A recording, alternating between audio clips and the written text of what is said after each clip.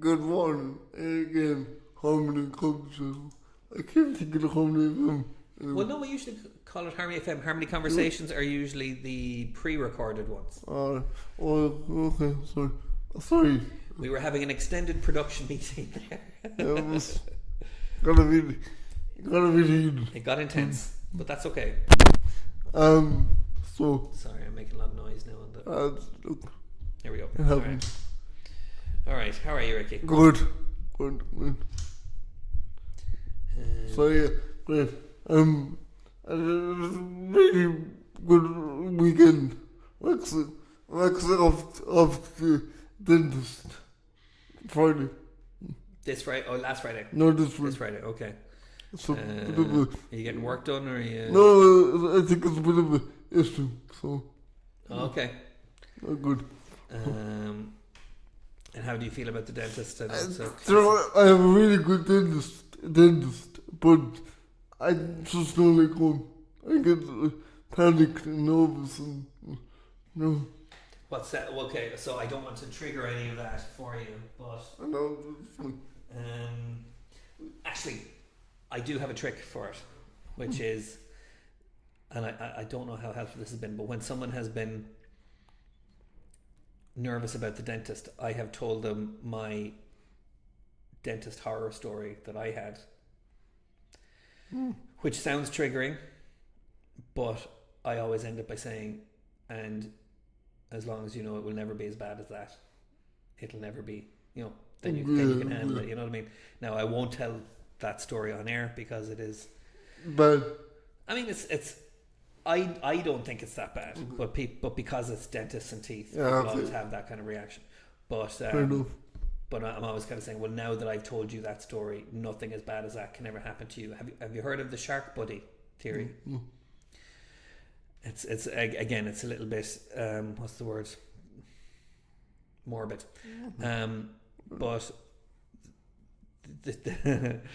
the idea is some people are involved in shark attacks, Yeah. particularly in countries like Australia and stuff like that.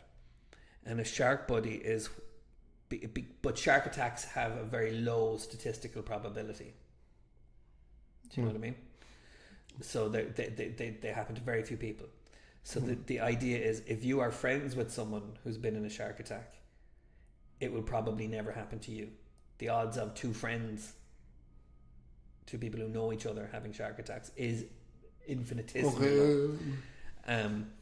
Sorry, I just think I was like, I don't get that, but Yeah. I get it. You get it now, yeah. So it's just like, if you make friends with someone who's been in a shark attack, it will probably never happen to you. It's very cynical. It's a joke idea, but I don't think anyone's ever actually done it. But so the idea of a shark buddy in broader culture is, if something bad happens to someone, it's less likely to happen to you, because the chances of it happening to two people who are known to each other is so slim. So when I tell my dentist horror story, I'm like, well, now that you've heard that story from me, nothing like that can ever happen to you. But I'll tell you off the air. But then just being nervous around dentists is a common enough thing. Do you have, like, what's the most intensive kind of procedure you've had done? Fiddling. Okay. I don't want checkups. Actually, funny though, it almost sounds like what you were saying, because if I can articulate this, when I had my first fiddle, it was bad. And not so, but it wasn't uncomfortable, but it was the feeling of things in the mouth and just awful. But anyway, after that, getting checkups was simple. Well, there you go. So, Okay. So there's a scale to these things, yeah. Yeah, but I this time, it's not a checkup, it's, I know something could be wrong with one of my teeth, so, and Okay. one of my gums, maybe teeth. So. Yeah, it's not good. Not so good. Okay, well, look, good luck with that. Thanks. How are you? Sorry, I feel like any question I'm going to ask is yes. potentially triggering.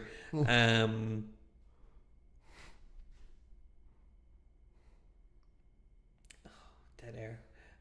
How are you with needles? Very fine. Okay. And then needles don't console me. Yeah. And the thought of getting something done is Yeah. the thing. And that's the way a lot of the time it is, that the thought of it does more work than the actual experience. You know, that like you'll come out of it and kind of go, that was fine. You know.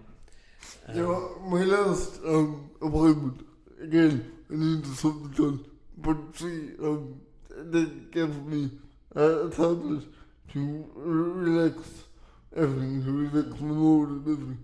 Really good, worked. I was really calm, Yeah. collected, and no problem, no like I have reflexes, I'm unable to control, but they didn't face me at all. So. That was something I was curious about. Your startle reflex. How does that work with a drill in your mouth? It's fine, but it's just the mode. It's not my Maybe body. just the noise, because I know sudden noise. No, that's fine. It's Okay. fine. So you have some control over that when you're I think I'm too worried and too panicked to Yeah. even, okay. you know. And Okay. So you might need some kind of hopefully not, but I calming. think so. Well, if I don't know when I get something done on the day. I don't know if there's going to be possibility. It's not so now, to be honest, but it's really became clear up. So I don't know was it come effects or what, but yeah, it's good now. Okay. I don't know. We're going to go anyway and see what's what. Good, So good. give No, it you a have. I vision. mean, look, it's one thing. Like, we are both Irish men. If there's one thing Irish men are bad at, it's taking care of our health, and dental health goes way down on the list because of that. You know, reluctance you're talking about. So yeah, no, you have to. Yeah, if there's anything slightly amiss, you have to. Get it checked. Yeah, and hopefully it is, you know, something that's already resolved itself, like a gum infection, but you can't take any chances. But the funny thing is, salt was the killer. I mean, I had out last week, and I had salt, and it really came in me. Yeah. Down here, so That sounds like a gum thing. um, I remember having to gargle salt. Have you ever had to do that? no, thank Yeah, God.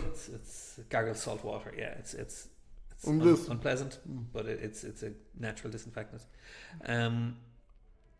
Okay, so that's a pleasant topic to start. And so those Um, interesting to start out with. very good, but you know what? If you're getting it on a Friday, your weekend can only get Yeah, better. listen. That's That to look forward to. yeah. Well, Okay, well, good luck with that. You can update us and when with your, you know, maybe you'll have a few teeth missing next time we see you. Okay, so should we go on to the main topic? Do we dare? yeah. This is the thing that was our fraught pre-production meeting. So we're gonna go for it. But we're going to. Okay,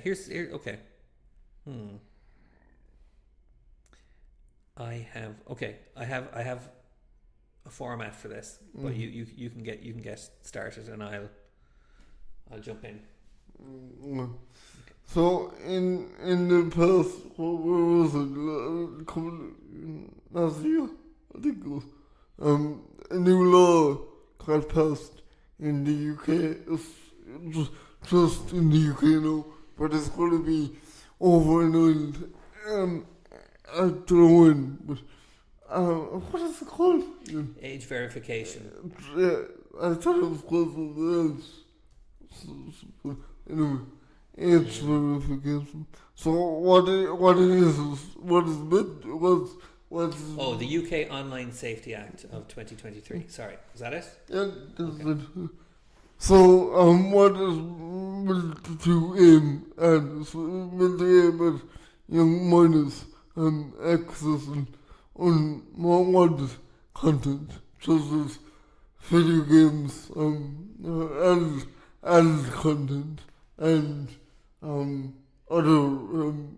other 18 related content. Now this is affected so many platforms. It's affected the likes of Spotify, concerts, concerts. Well, I don't haven't come across it on No, Spotify. no, concerts I haven't come across. Right. So I could be wrong on it. And yes, Spotify. Steam and Xbox primarily, and PlayStation. Steam, Xbox, and PlayStation require proof of being 18 plus to access mature content or social features. That's probably Spotify. The change is effective through late 2025. Often use credit card checks or ID verification to restrict minors from inappropriate material. And YouTube, also YouTube. I haven't come across that either. I'm gonna check on YouTube as well. Okay. But YouTube through your Xbox? no, YouTube through the YouTube app. That's okay. I know I've stopped you in your tracks there, but like that hasn't happened to me. In Spotify or YouTube. And mine is set in the UK again. Okay, so that's okay. Carry on. So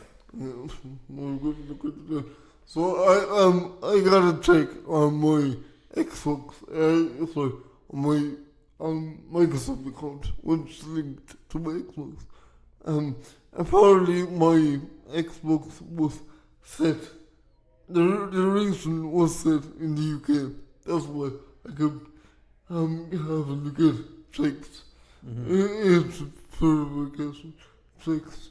Now the thing with this is I kept getting the same email every couple of months. I don't actually know if that just a safety feature. I guess not, because why would they check you every couple of months for it? can I read something here from Microsoft's page on age verification and Xbox's ongoing commitment to player safety? So I'm not going to read the whole thing, but it does say that it's a one-time process for players in the UK that ensures we can continue to provide all players on our platform with age-appropriate experiences. So there's two questions then. Is the problem that age verification exists, or is the problem that you've had difficulty with this one-time process? No, the problem, I think what the problem is, my bill was in this country, but my reason was set to UK. So it's two different jurisdictions. I think that was the problem. So if that was corrected, if it had It been... was. Sorry, it was. Okay. Corrected. So are you through the process Yes. now? Oh, you are? Okay. But it took you a long time. No, I got on to, I remember in Microsoft, I actually went on to the live feed, the live chat, and I explained the whole lot. I said, look, I'm living in Ireland, but I'm constantly harassed by age verification every couple of months, and this was they told me that my account was set up as a UK recent based account. But my bill address, of course, was Irish, so it was two different connections going on there. So And of course Brexit yes, complicates that even further. so they did manage to fix it for me. So, but Yeah, so they have fixed it. Okay. So, Um, and actually, sorry, that makes more sense because the 8 certification I got on my YouTube channel, I never got that again, so that makes more sense. It probably was two different, two different problems. My bill just and the reason the Xbox was set I don't know why it was set on the UK, but look, there you go. It worked and yeah. okay. So that was an onerous process. So the issue was less the idea of age verification or whatever policy there was. If it had just been click a button and Yeah, it's done. that'd be fine. That'd be probably fine. I wouldn't have any problem with that. But I don't like, as far as I don't like the idea. YouTube has their own system, and like you said, you're meant to have a passport or a card or a license, license,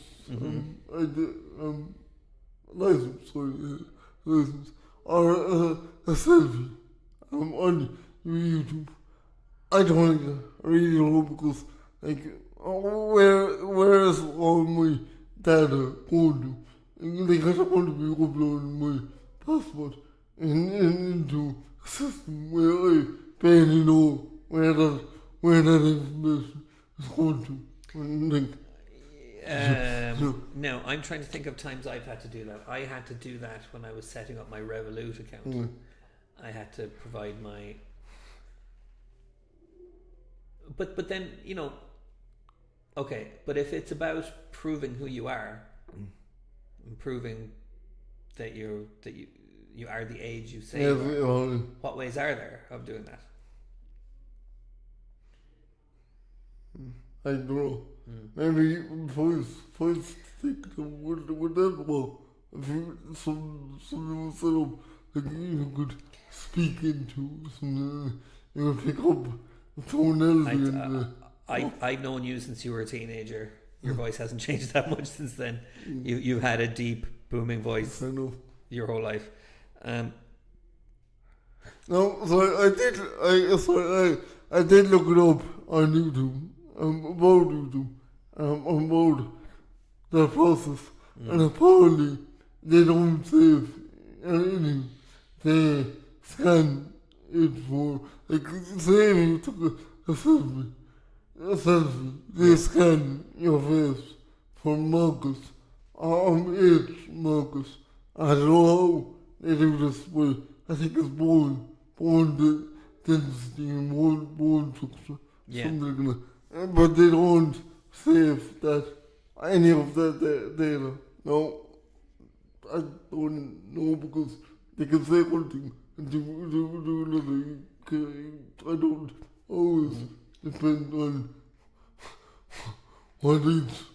Can I tell you something? It says here I'm on the support page for Xbox about UK age verification, and it says so I'm not reading through like the different verification methods, but there is a drop down that says what happens if I don't verify my age. Players who don't verify their age between now and early 2026 can continue to play and enjoy Xbox. However, starting early next year, access to certain social features will be limited to friends only. So that's the only thing that changes. If you don't verify your age. That doesn't make sense. Because if this is about limited 18 rated games with minors, and minors can still buy games, 18 rated games. Yeah, it's not quite adding up, but it's not as restrictive as it might have originally sounded. Verifying my age with Yoti. What's Yoti? Yes, Yoti is a third party block software. Yeah. I think it connects with Spotify age verification Okay. on Spotify.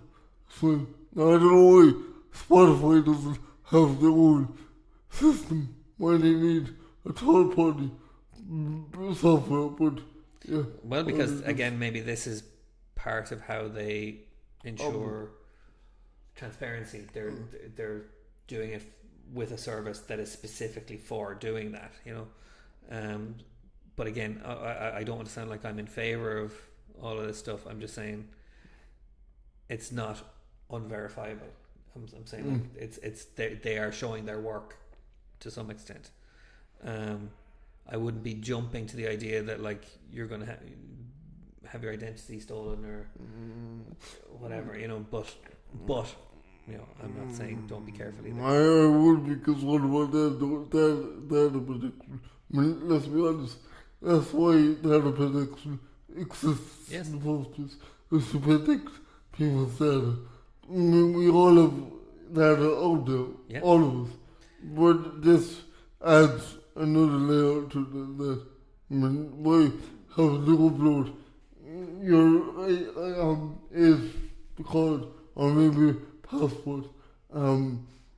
Again, they could say one thing, but it could mean the opposite. I don't always trust policies on platforms like this. So, you know, So we're back to the idea of transparency. We're back to the idea of how would you find this out, and like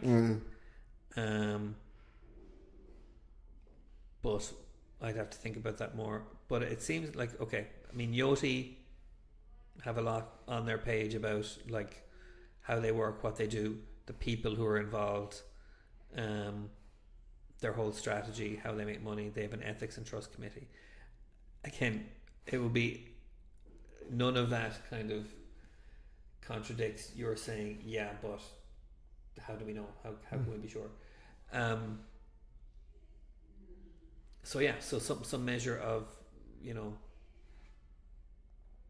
like I wouldn't have any. caution is fair. You know, yeah. I wouldn't have any issue with this if you knew for a fact where you person how it's going to be used, and if it is going to be used. So I do, but I don't think you could ever find it out because Yeah. no. Yeah. So there's a measure of risk involved that has to be worthwhile to you or actionable if it goes badly. I mean, look at like Facebook. A couple of years ago there was a big controversy over data leaks over Facebook. So, and I think the owner and the maker of Facebook got into a bit of trouble because of that. So, I mean, and that platform didn't say anything about leaks. I didn't say they were going to leak anything. So you really, I don't think you can trust any platform out and out because, you know, you just don't know. You really don't. So. That's true, but at the same time, you have to be clear about what risks in particular you're concerned about. What are you worried that will happen by someone having a scan of your passport? Fraud, mainly, and black markets. I mean, like a lot of people take people's identities and put them up on the black market, and then fraudsters actually do the thing. Like that's my main concern. To be honest.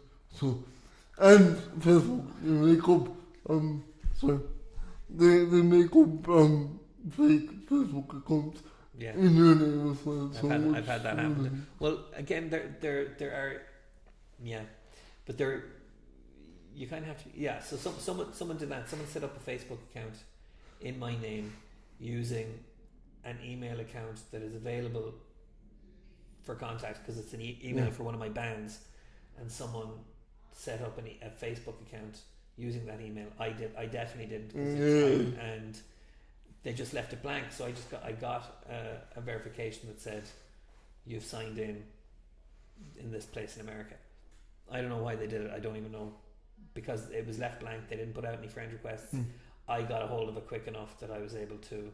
I wasn't able to deactivate it because I couldn't prove that my device was the regular device throwing it. So I will eventually, but I was able to change the bio to say this is a fake account, please ignore, and change the password on the account so that person, while they're signed in now, still they if they sign out, they lose access to it. So it's a waiting game. You do know you can sort out them even. They don't let you. They don't let you until you've verified your device in this particular situation. But I'm working towards it. Because that happened to me. When I did, someone got into my account a couple of years ago, into my Facebook account, and changed my password. So what I did was really clever. I made up a new account and used that code to get into my old account. And then once I was in it, then I went to the, I think it's activity. So it showed all the list of my devices logged into my Facebook account.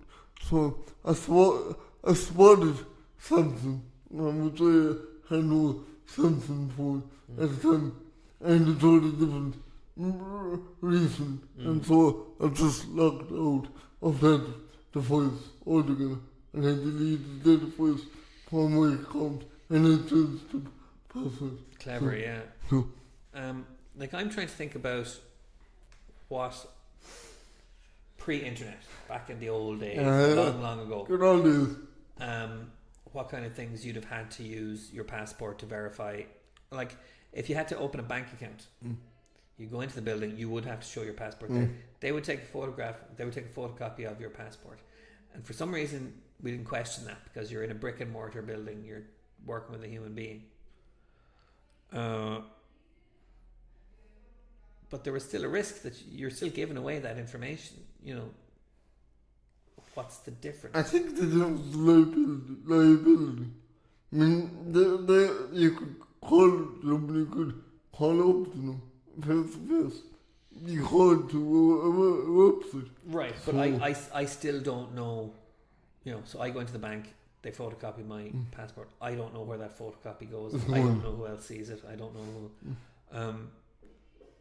Which again isn't to say it's okay or that you don't open bank accounts or any of that stuff. It's just how did we manage that anxiety years ago, and how do we manage it now? Is there something?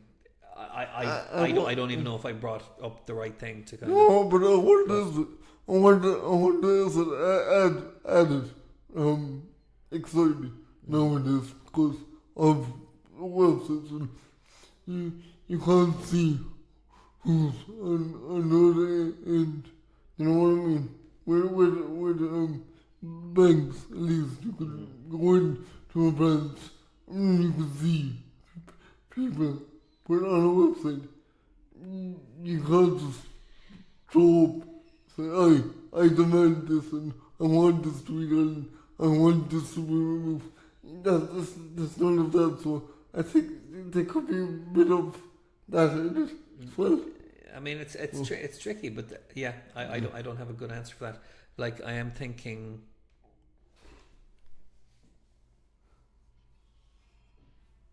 like, no, I don't have. I can't work it out. It's a pure guesswork. And also, what I said before is, I hate talking over the phone to someone I don't know. I can feel panicky because I'm not able to see their face. I'm not able to read the expression in their face. So I suppose it's a bit like that, maybe.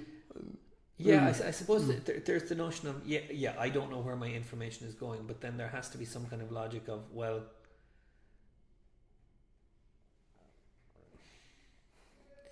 the organization itself, you know, people get scammed to give their information to two scammers who use that for criminal reasons. But like your Microsofts what incentive do they have to misuse your information? And when they're dealing with the information of millions and millions of people, isn't it more likely, and I could be wrong, isn't it more likely that they're going to do as little as possible with that information to make less work for themselves? You know what I mean? So they'd rather just have some kind of software that ticks a box, scans your passport, over 18. Maybe there is a database of passports that they're allowed to cross-reference. It makes sense that there would be, you know. Otherwise, what's the point of passports?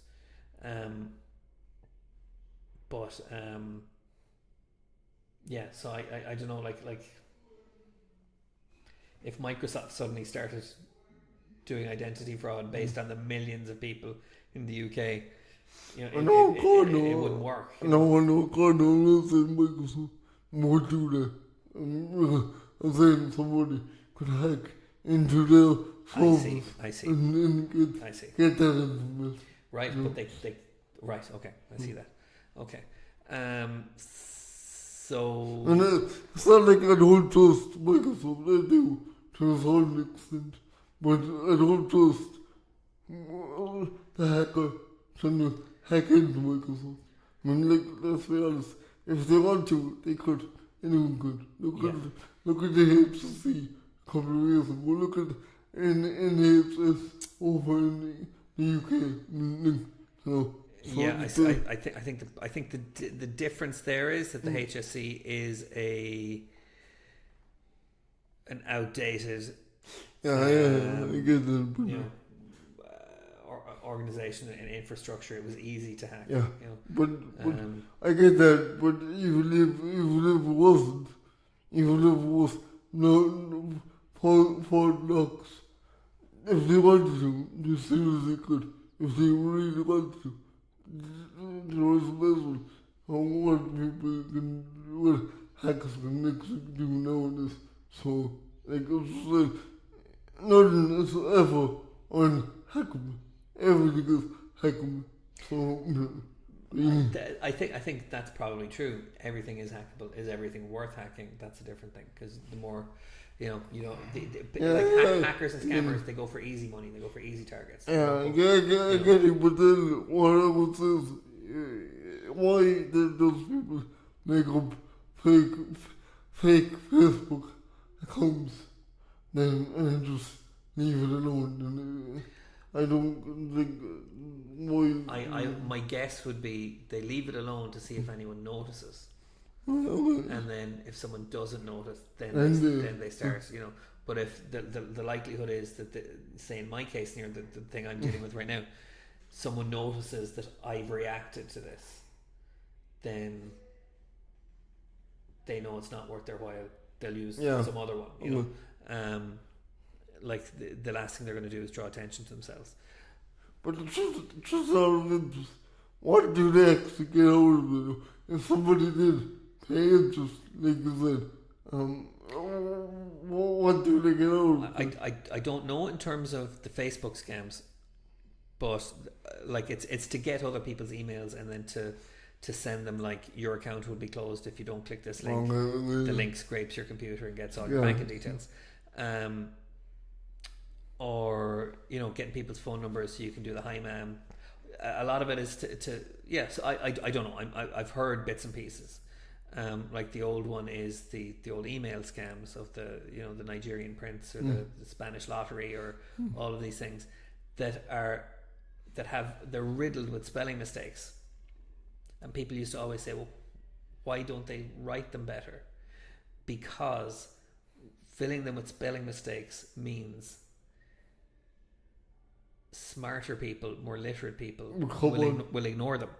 And you're more so people who maybe are more susceptible, more impressionable, maybe less educated, if that's not a judgmental thing to say, are more likely to react to it. So like they do all these weird things. So they'll, you know, they only want to get 2 or 3 per million people, and then fleece them, because that's the least amount of work for them. Whereas, like, if it looked to me like it was a real Spanish lottery and I engaged, at some point I'll get suspicious and I'll pull out, and they'll have wasted their time. So what about people like disabled people in English? I mean, like every disabled person isn't the same. I mean, we all have different abilities and different levels of understanding.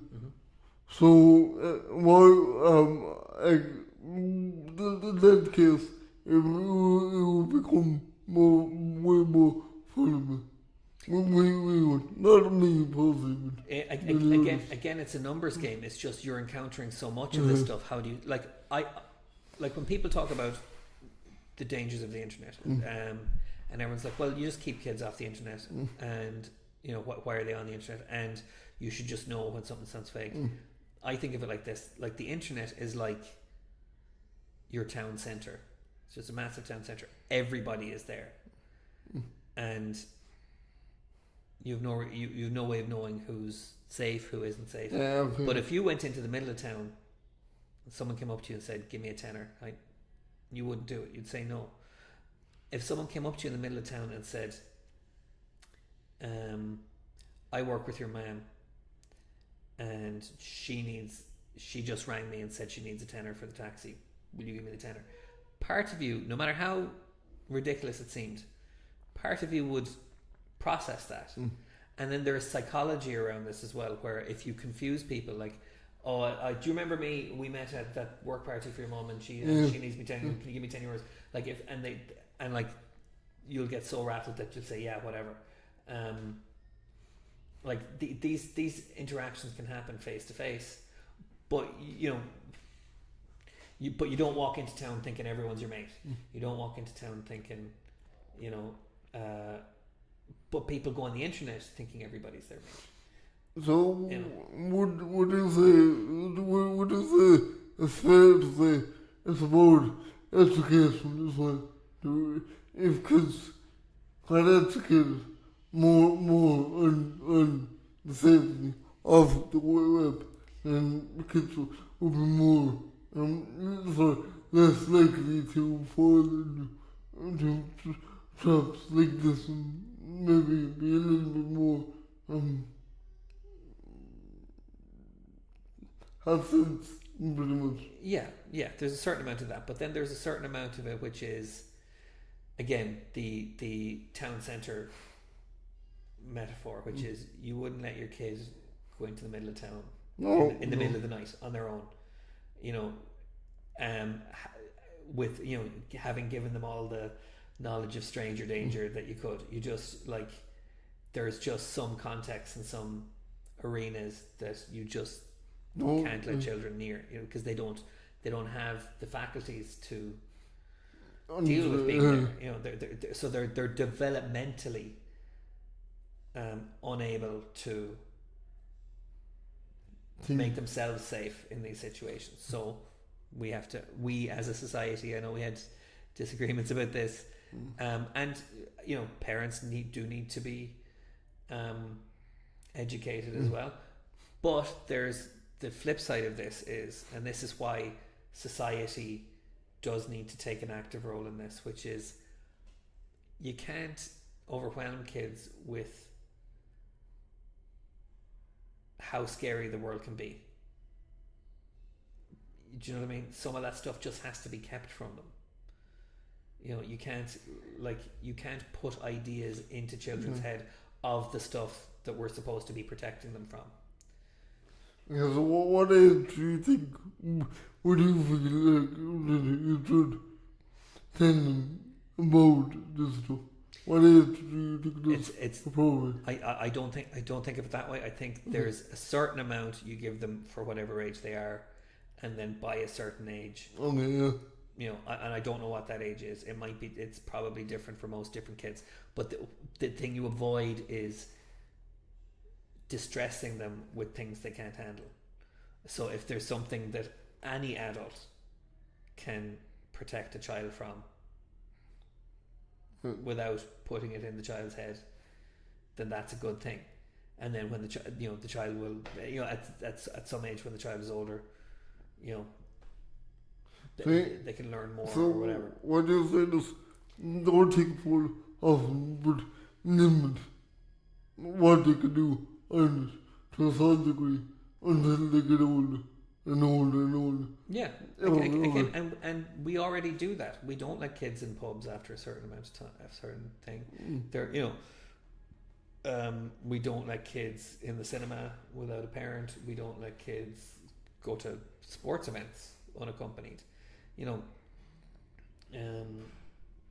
This didn't begin with the internet. It's just more complicated. I suppose it's up to individuals. I was in the Crescent last week, and I saw a kid of a certain age, just young enough, just going along without any guidance, without any parents, or just walking along. Like, I felt like in the Crescent, in a place full of people. Like, I thought my key kind of said, that's wrong. If somebody could easily pick up and kidnap her, easy, in a crowded Well, place like that. here's the thing: if someone did that, all the other adults, anyone who saw that, would intervene. Yeah. No, which is not to say that that kid was as safe as she should have been. But I'm only saying, like, this is what I mean about the social contract, about the protection of children. We all have some sense of that, So let's wrap up the show on that. Yeah, just 'cause okay. we're, So, well, thanks for joining us today. That was civilized. that was more pleasant than the pre-production conversation was. That is for sure. Okay, we'll see you next.